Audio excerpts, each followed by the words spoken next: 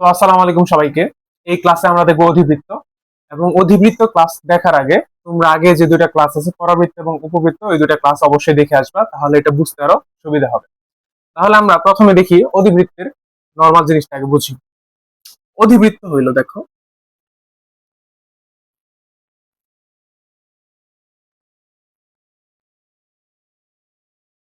ওকে। আচ্ছা, তাহলে এই যে যে নির্দিষ্ট দুইটা বিন্দু থাকে অধিবৃত্তে, এই দুইটা নির্দিষ্ট বিন্দুকে বলা হয় ফোকাস। সো এই দুইটা নির্দিষ্ট বিন্দুকে কি বলা হয়? ফোকাস। F1 এবং F2 হচ্ছে দুটো নির্দিষ্ট বিন্দু, এই দুটো নির্দিষ্ট বিন্দুকে বলা হয় কি? ফোকাস। তো আমি এখানে লিখি যে নির্দিষ্ট বিন্দু, নির্দিষ্ট বিন্দু দুটি হলো ফোকাস, বা আমরা বাংলায় বললে বলবো উপকেন্দ্র।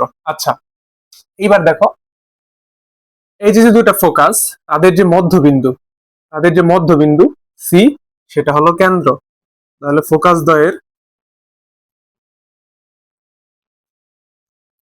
দ্বয়ের মধ্যবিন্দু হলো কেন্দ্র, হলো কি? কেন্দ্র। আচ্ছা, এবার এই যে ফোকাস দ্বয়ের যে সংযোগ রেখা F1 আর F2 যদি যোগ করি, তাহলে যে রেখাটা পাই, এবার ফোকাস দ্বয়ের যে সংযোগ রেখা F1 আর F2 যদি যোগ করি, তাহলে যে রেখাটা পাই সেটাকে আমরা বলি আর অক্ষ। কি অক্ষ? আর অক্ষ। তাহলে আমি এখানে লিখতে পারি যে ফোকাস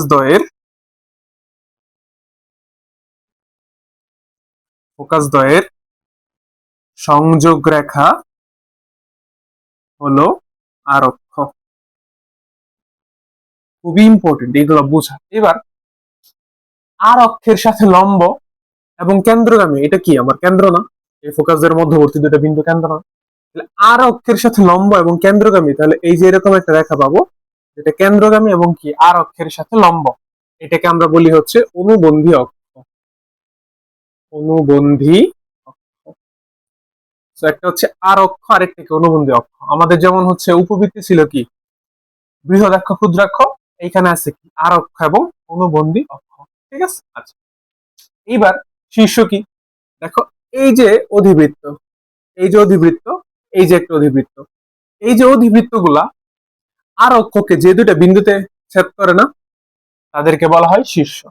তাহলে আমি এখানে লিখতে পারি, তোমরা লিখে নাও যে অধিবৃত্ত আর অক্ষকে যে বিন্দুতে স্পর্শ করে বা ছেদ করে, তা হলো শীর্ষবিন্দু। তাহলে কি শীর্ষবিন্দু? তাহলে এটা একটা শীর্ষ এবং কি এটা একটা শীর্ষ।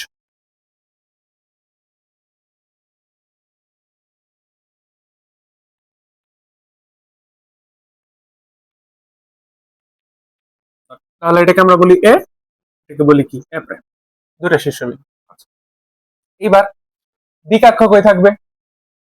এই যে দেখো, এই দুইটা রেখা আঁকলাম, এরা হচ্ছে কি পরস্পর, মানে এরা হচ্ছে দুইটা দ্বিকাক্ষ। তাহলে এটা ধরো এম জেড, এটা ধরলাম এম প্রাইম এবং কি জেড প্রাইম। তাহলে দ্বিকাক্ষ কি? এম জেড ও এম প্রাইম জেড প্রাইম হলো দ্বিকাক্ষ। তো আমরা সবগুলা দেখলাম যে ফোকাস কি, কেন্দ্র কি, এবং হচ্ছে যে অনুবন্ধী অক্ষ কি, আর অক্ষ কি, এবং দ্বিকাক্ষ। এবং আরেকটা জিনিস ইম্পর্টেন্ট, সেটা হচ্ছে দেখো, দুইটা রেখা আঁকবো এবার। কেন্দ্রগামী একটা রেখা আঁকলাম, এরকম, এরকম এবং এরকম। দেখো তো, এই দুইটা রেখা দেখে মনে হয় না যে, দেখো এটা যদি এরকম হয়, এটা কি কখনো স্পর্শ করবে? এই অধিবৃত্তকে কি এই রেখাটা স্পর্শ করবে? করবে না। But মনে হচ্ছে না অসীমে গিয়ে স্পর্শ করবে? তাহলে যে দুইটা রেখা মনে হয় ওই যে অধিবৃত্তকে অসীমে গিয়ে স্পর্শ করে, তাদেরকে বলা হয় অসীম তট। অসীম তট। So আমি তথ্যগুলা জাস্ট লিখে ফেললাম: আর অক্ষ, অনুবন্ধী অক্ষ, অসীম তট, শীর্ষ, ফোকাস এবং কি কেন্দ্র। এই ছিল আমার মানে সাধারণ একটা চিত্র অধিবৃত্ত। এবার আমরা দেখবো অধিবৃত্তের প্রমিত সমীকরণ। তাহলে অধিবৃত্তের প্রমিত সমীকরণটা আমি আগে লিখি: x minus alpha whole square divided by s square minus y minus beta whole square divided by b square সমান 1, or y minus beta whole square divided by b square minus x minus alpha whole square divided by s square equal কত 1. So দেখো আমার অধিবৃত্তের দুইটা প্রমিত সমীকরণ, একটার আগে একবার y এর আগে মাইনাস আর একবার কি x এর আগে মাইনাস। আমরা যেমন উপবৃত্তের ক্ষেত্রে বৃহদাক্ষ ক্ষুদ্রাক্ষ a বড় না b বড় তা কার সমান্তরাল সেটা দেখে ডিফাইন করতাম। এবার আমরা ডিফাইন করব প্লাস চিহ্ন দেখে, প্লাস চিহ্ন দেখে। আচ্ছা, এবার একটু খেয়াল করো যে আমার এই প্রথমটাতে এইটাতে প্লাস চিহ্ন আছে কার আগে, x এর আগে প্লাস y এর আগে মাইনাস। তো আমরা লিখব প্লাস চিহ্ন যেটাতে থাকবে, যেটায় সেখান মানে তাহলে লিখো প্লাস চিহ্ন যেটায় আরক্ষ তার সমান্তরাল। তাহলে যেটার আগে প্লাস চিহ্ন থাকবে আরক্ষ কি কার সমান্তরাল। দেখো এইটার ক্ষেত্রে x minus alpha whole square by square, x এর আগে প্লাস চিহ্ন, তাহলে আরক্ষ x অক্ষের সমান্তরাল। এই ক্ষেত্রে প্লাস চিহ্ন কার ক্ষেত্রে, y এর ক্ষেত্রে, তাহলে আরক্ষ কার সমান্তরাল, y অক্ষের সমান্তরাল। তাহলে প্লাস চিহ্ন যেটাই আরক্ষ হচ্ছে তার সমান্তরাল, এটা চিনে ফেললাম। এবার আলফা কমা বিটার পরিচয় কি, আলফা কমা বিটা হইলো আগেরটার মতো শীর্ষবিন্দু, কমা বিটা কি শীর্ষবিন্দু। দেখো উপবৃত্ত আর অধিবৃত্ত অনেক মিল, হ্যাঁ জাস্ট প্লাস মাইনাসের পার্থক্য। সো আমরা ট্রাই করব কি করার, উপবৃত্তটা ভালোভাবে পড়ে তারপর অধিবৃত্ত আসার, ঠিক আছে। আচ্ছা এইবার আসো আমরা উৎকেন্দ্রিকতাটা বের করি। দেখো এক নং এর ক্ষেত্রে, এক নং এর জন্য এটা এক নং, উৎকেন্দ্রিকতা ই সমান root over 1 plus b square by s. সেটা কিভাবে হইলো, দেখো এটাও একই কথা, যেটা প্লাস সেটা নিচে, সেটা নিচে।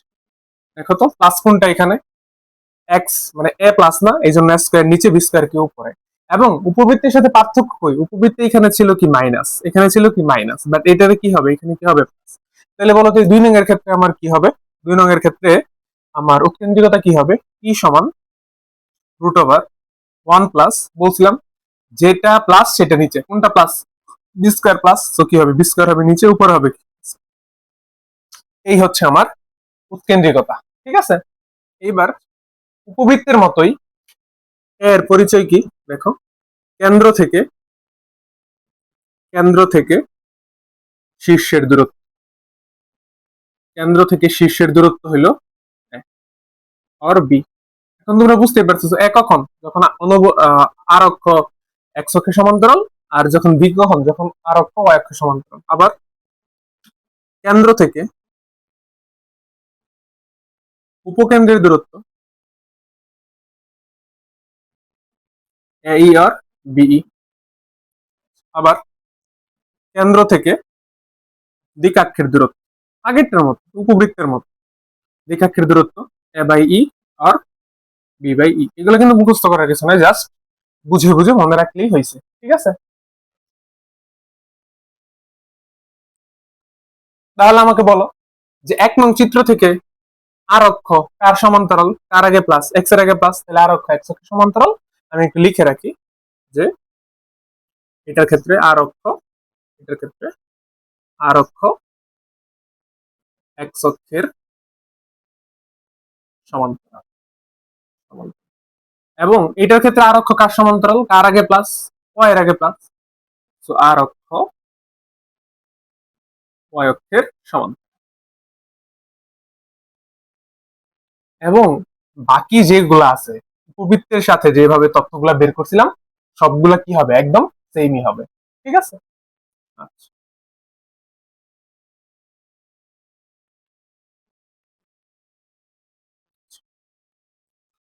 আচ্ছা, তাহলে এইবার আমরা এই সমীকরণ থেকে একটা অধিবৃত্তের বিভিন্ন তথ্যগুলো বের করব। প্রথমে আমরা দেখি এটাকে অধিবৃত্তের সমীকরণ কিভাবে বুঝলাম, একটা প্লাস একটা মাইনাস, তো বুঝতেই পারতেছি এটা একটা অধিবৃত্তের সমীকরণ। তাহলে আগে আমরা কেন্দ্রটা ডিফাইন করি। কেন্দ্র, কেন্দ্র বলছিলাম আলফা কমা বিটাই হচ্ছে কেন্দ্র, তাহলে কেন্দ্র কি হবে 1 কমা মাইনাস, কেন্দ্র পেয়ে গেলাম।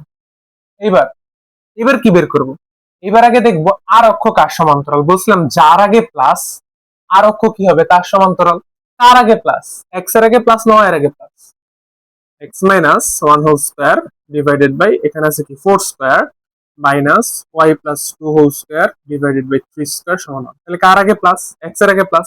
তাহলে আর অক্ষ কার সমান্তরাল? অবশ্যই এক্স এর সমান। তাহলে আর অক্ষের দৈর্ঘ্য বের করি। আর অক্ষের দৈর্ঘ্য, আর অক্ষের সমীকরণটাকে বের করি। আর অক্ষের সমীকরণ, সমীকরণ। আচ্ছা, তাহলে আমাকে বলো তো যে আর অক্ষ কার সমান্তরাল? এক্স অক্ষের সমান্তরাল। এটা কিরকম? আর অক্ষ হচ্ছে এটা এরকম, এরকম, এটা। তাহলে এটা হচ্ছে কেন্দ্র, আমাকে দেয়া আছে কত? 1, মাইনাস। এখন আমাকে বলো আর অক্ষ তো এটা, আর অক্ষ কার সমান্তরাল? এক্স অক্ষের সমান্তরাল। তাহলে এক্স অক্ষের সমান্তরাল লেখা সমীকরণ কি? Y equal B. বি মানে কত? এই কেন্দ্রের ভুজ না, যেহেতু এই আর অক্ষটা হচ্ছে 1, -2 বিন্দুগামী। ওয়াই ইকুয়াল বি মানে ওয়াই ইকুয়াল কত? এবং দৈর্ঘ্য কত? আর অক্ষের দৈর্ঘ্য, যেহেতু এক্স অক্ষের সমান্তরাল, তো দৈর্ঘ্য কি? দৈর্ঘ্য হচ্ছে কি? 2a। So 2 into a। এর ভ্যালু কত? এখান থেকে দেখো তো, নিচে যেটা থাকে ওটা স্কোয়ার না, তাহলে 4 স্কোয়ার মানে কত? 2 ইন্টু 4 সমান কত? 8। এটা হচ্ছে এ, এটা হচ্ছে কি? বি। তাহলে 2a 8। আমরা উপবৃত্তে পড়ে আসছি দৈর্ঘ্য কিভাবে বের করে দেখাইছি, ঠিক আছে? আচ্ছা, এবার তাহলে অনুবন্ধী অক্ষের সমীকরণ বের করো তো। এবার তাহলে অনুবন্ধী অক্ষ, অনুবন্ধী অক্ষ কোনটা? এটা। তাহলে অনুবন্ধী অক্ষের সমীকরণ কি হবে? অনুবন্ধী অক্ষের সমীকরণ, অনুবন্ধী অক্ষের সমীকরণ কি হবে বলতো? অনুবন্ধী অক্ষ, দেখো অনুবন্ধী অক্ষ এবার তাহলে আর অক্ষ যদি এক্স অক্ষের সমান্তরাল, অনুবন্ধী অক্ষ কার সমান্তরাল? এরকম হবে ওয়াই অক্ষের সমান্তরাল, এবং সেটা কি কি গামী? কেন্দ্রগামী। তাহলে ওয়াই অক্ষের সমান্তরাল সমীকরণ কি? এক্স ইকুয়াল এ। হবে কি? এক্স ইকুয়াল এ কত? এখানে 1। এক্স ইকুয়াল 1 এবং দৈর্ঘ্য কি হবে? দৈর্ঘ্য হচ্ছে 2b। কেন 2b? কারণ অনুবন্ধী অক্ষ কই আছে? ওয়াই অক্ষের সমান্তরাল, আর ওয়াই অক্ষ কি? b। সো v এর ভ্যালু কত আসলে? 3 স্কয়ার। 9 মানে কি? 3 স্কয়ার মানে কত? b square. সো v এর ভ্যালু কত? 3। দৈর্ঘ্য হচ্ছে 2 ইনটু 3 মানে হচ্ছে কত? 6। ঠিক আছে, ওকে। এবার আমরা শীর্ষ বের করি। শীর্ষ কোথায়? এখানে শীর্ষ। শীর্ষ বের, শীর্ষ। আচ্ছা, শীর্ষ কি হবে? দেখো কেন্দ্র থেকে শীর্ষের দূরত্ব কতটুকু? এই যে কেন্দ্র থেকে যে শীর্ষ, তার দূরত্ব কতটুকু? এ আর বি না? এখন যেহেতু এক্স অক্ষের সমান্তরাল, তাহলে কি হবে? এ, এ হবে। এখন তাহলে এ এর ভ্যালু আমরা কিন্তু জানি। এ এর ভ্যালু কত? 4 স্কয়ার। মানে এ এর ভ্যালু কত? 4। সো এই এ এর ভ্যালু আমরা যদি ভুজের সাথে যোগ করি বা মাইনাস করি, তাহলে তো শীর্ষ পাবো। তাহলে শীর্ষ হবে 1 প্লাস মাইনাস 4, মাইনাস। কেমনে করলাম? কারণ 1, -2 কেন্দ্র। এখন কেন্দ্র থেকে যদি এ পরিমাণ ডানে বা বামে যাই, তাহলে কি পাবো? শীর্ষ। তাহলে তো শীর্ষ পাবো। এখন কেন্দ্র থেকে শীর্ষ পাইতে হলে যেহেতু এ পরিমাণ এক্স অক্ষে যাচ্ছে, এক্স অক্ষের সমান্তরাল আর অক্ষ, তাহলে এক্স অক্ষে চেঞ্জ করতে হবে। এই জন্য 1 প্লাস মাইনাস 4, মাইনাস। এটা হচ্ছে কি? শীর্ষ। ঠিক আছে, এইবার আমরা উপকেন্দ্র বের করি। উপকেন্দ্র কই থাকে? এইখানে, এইখানে। এখন বলো কেন্দ্র থেকে উপকেন্দ্রের ডিস্টেন্স কতটুকু? এই অর বি? এবার কি এই হবে না? তাহলে এই কেন্দ্রের যে স্থানাঙ্ক আর এক্স অক্ষের সাথে মানে ভুজের সাথে প্লাস মাইনাস এই করলে কি পাবো? উপকেন্দ্র। তাহলে চলো আমরা উপকেন্দ্র বের করি। উপকেন্দ্র,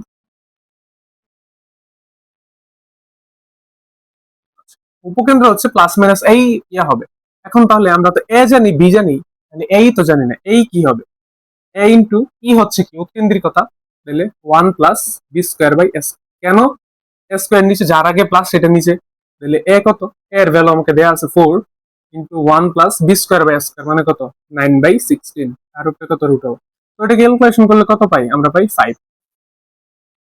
হ্যাঁ, 5 পাই। ঠিক আছে, তাহলে এই কত? 5। এখন আমরা জানি কেন্দ্র থেকে ফোকাস বা উপকেন্দ্রের যে দূরত্ব সেটা হচ্ছে এই। তাহলে হবে কি? যেহেতু এক্স অক্ষে চেঞ্জ, এক্স অক্ষে আর অক্ষ, এক্স অক্ষে আসতেছে, তো 1 এর সাথে একবার -5 আর একবার +5। এই পাশে গেলে কি প্লাস? তাহলে লিখবো 1 প্লাস -5 কমা হচ্ছে মাইনাস। তো এটাই হবে কি আমার উপকেন্দ্র। ঠিক আছে, তো খুব সহজেই আমরা হচ্ছে এখান থেকে তথ্যগুলো বের করতে পারি। যদি আমাকে দ্বিকাক্ষের সমীকরণ বের করতে বলে সেটা বের করতে পারবো। দ্বিকাক্ষের বিন্দুটা হচ্ছে এ বাই ই পরিমাণ দূরত্বে আছে, এ বাই ই। তো ওই পয়েন্টটা বের করে দেখবো এক্স অক্ষের সমান্তরাল হলে y equal b, x y অক্ষের সমান্তরাল হলে এক্স ইকুয়াল এ। ওই জিনিস অ্যাপ্লাই করলে সহজে আমরা কি হচ্ছে দ্বিকাক্ষের সমীকরণটাও বের করে ফেলতে পারবো। ঠিক আছে,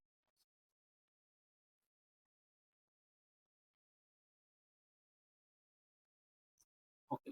তো লাস্ট একটা জিনিস দেখবো, এটা হচ্ছে অসীম তট। বলছিলাম যে কেন্দ্রগামী যে দুইটা রেখা পরাবৃত্তকে মনে হয় যে অসীমে স্পর্শ করবে, তাদেরকে বলে অসীম তট। এটা সমীকরণ হচ্ছে ওয়াই সমান plus minus b by a into x. এখন ওয়াই এর জায়গায় ওয়াই প্লাস টু বসাবো, plus minus b by into x এর জায়গায় এক্স মাইনাস ওয়ান বসাবো। আর যদি কেন্দ্র 0,0 হয় তাহলে কি এরকম, মানে ওয়াই আর এক্স। ঠিক আছে, খুবই সহজ। তো আশা করি তোমরা ভালো করে দেখবা, বেসিক জিনিসগুলো বুঝবা এবং পরাবৃত্ত উপবৃত্ত দ্বিবৃত্তের বেসিক জিনিসগুলো বুঝবা। এরপরের ক্লাসে আমরা দেখবো ম্যাথ এবং বোর্ডে আসা কোশ্চেনগুলো সলভ।